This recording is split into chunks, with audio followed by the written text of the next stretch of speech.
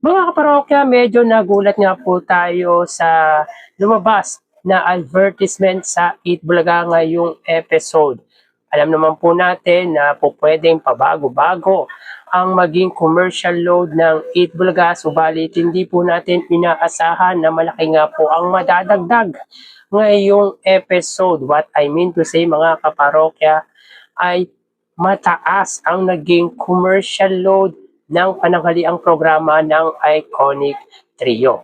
Pero bago natin pag-usapan yan, mga kaparokya, ay uumpisahan po muna natin i-conduct ang online viewership ng dalawang pananghaliang programa dito sa bansa, ang It Showtime at ang Eat Bulga, ngayong araw po ng Biyernes, March 20, 2026.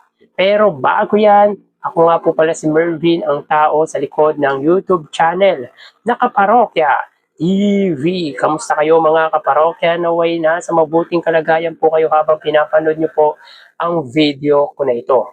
So mga kaparokya, inaanyayahan ko po kayo na pakisubscribe ang aking YouTube channel.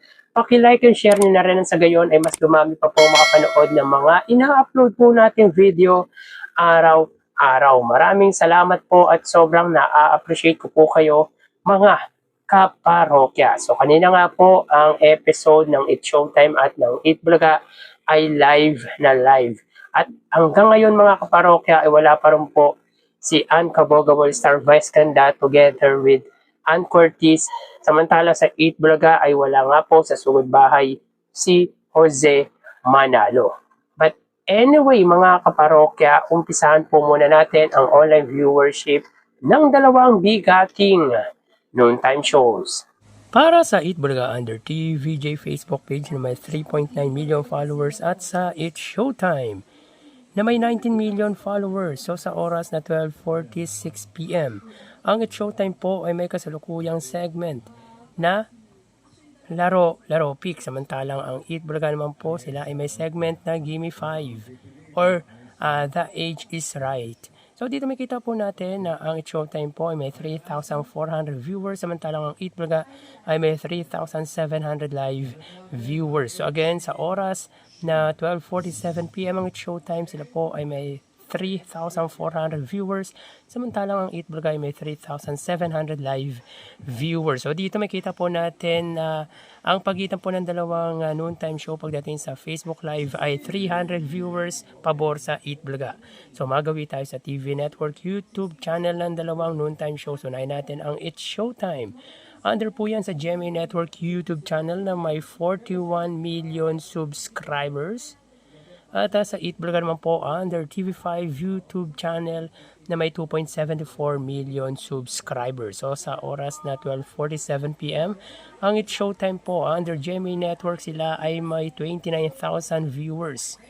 Ang Eat Bulaga naman po under TV5, sila po ay may 21,000 live viewers. So again, sa oras na 12:48 PM ang It Showtime under GMA Network, sila po ay may 30,000 viewers. At ang Eat Bulaga naman po under TV5 ay may 21,000 live viewers. So dito makita po natin ang pagitan ng dalawang TV network ay 9,000. Pabor naman po yan sa GMA Network. So magawi tayo sa main YouTube channel ng dalawang noontime shows para po sa It Showtime under ABS-CBN It Showtime na may 2.77 million subscribers at sa Eat Bulaga naman po under Eat Bulaga TVJ YouTube channel na may 1.78 million subscribers. So sa oras na 12:48 PM ang It Showtime, sila po ay may 86,000 viewers at ang Eat Bulaga naman po, sila ay may 111,000 viewers. So again, sa oras na 12:48 PM ang It Showtime, sila po ay may 86,000 viewers at ang Eat Bulaga naman po, sila ay may 111,000 live viewers. So bali ang total na nakuha ng dalawang noontime shows ay ang total na nakuha ng dalawang noontime shows para po sa It Showtime ay 119,000 viewers at sa Eat Bulaga ay 135,000 viewers.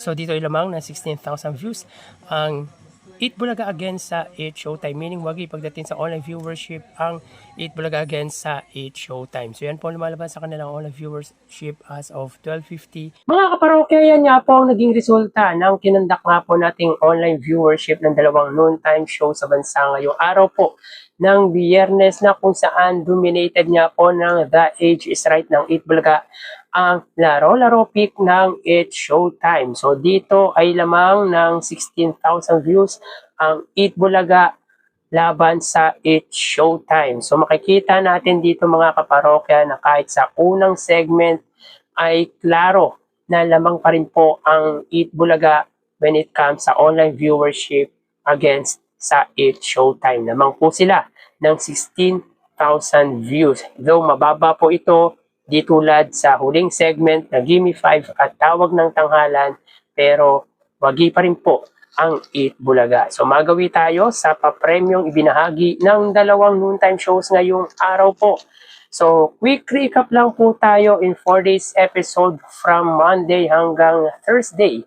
Ang It's Showtime po ay may total cash prize or prizes given na 218,000 pesos at ang Eat Bulaga ay may 535,000 pesos. So dito kitang-kita pa rin po natin na lamang pagdating sa pamamahagi ng papremyo ang pananghaliang programa ng Iconic Trio.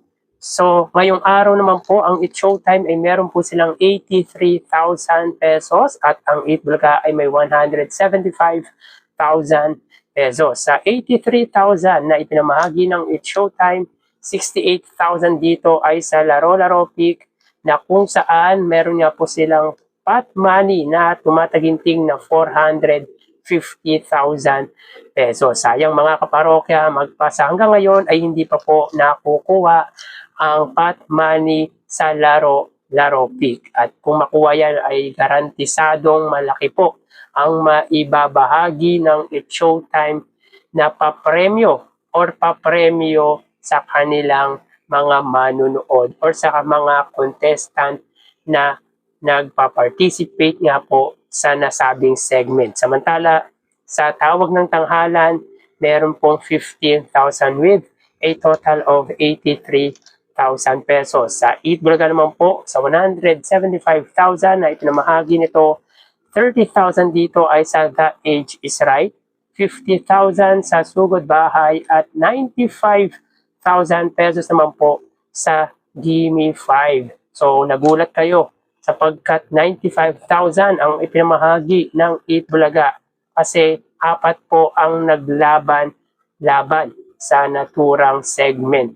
At isa lamang po mga kaparokya ang hindi nakasagot sa audience. At kung nakumpleto ito ay garantisadong 100,000 po sana ang maibabahagi sa Gimme 5. Sapagkat perfect po or nakuha nga po ang jackpot sa Gimme 5. At magaling nga po ang naglaro sa jackpot round sapagkat nakuha nga po nila yung perfect 5 at madali lang po nilang nasagot ang jackpot round. But anyway, dito may kita po natin na lamang pagdating sa pamamahagi ng papremyo ang Eat Bulaga against sa It's Showtime. Pero pag tinumbay ng papremyo ibinahagi nila, meron po silang 258,000 pesos. Pag pinagsama yan mga kaparokya, so in 5 days episode from Monday hanggang Friday ngayong araw po, ang It's Showtime po ay may total na 301,000 pesos at ang Eat Bulaga ay may 710,000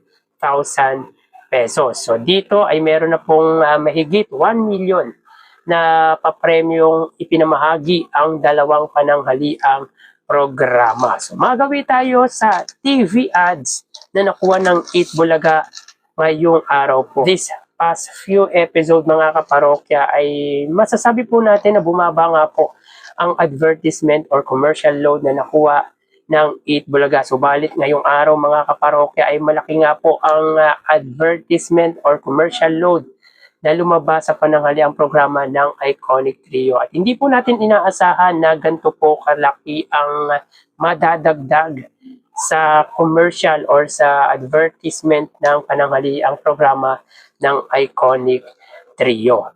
So ngayon po, from 47 ads kahapong episode, meron po silang 60 TV ads ngayong araw. So 13 ads po ang nadagdag na advertisement para sa Eat Bulaga for today's episode. Sa unang gap ay may 31 ads at sa pangalawang gap ay meron 29 TV ads. So ito po ang pinakamataas na ads na nakuha ng Eat Bulaga ngayong linggong ito. At tulad nga po ng sinabi po natin, di po natin inaasahan na ganyan po karami ang madadagdag sa advertisement ng Eat Bulaga ngayong episode. Kaya nakakatuwa sapagkat nakikita natin na po pwedeng umabot pa po ng mahigit 300 ads ang Eat Bulaga para sa linggong ito. So ngayon po, meron na po silang total na 258 TV ads and probably mga kaparokya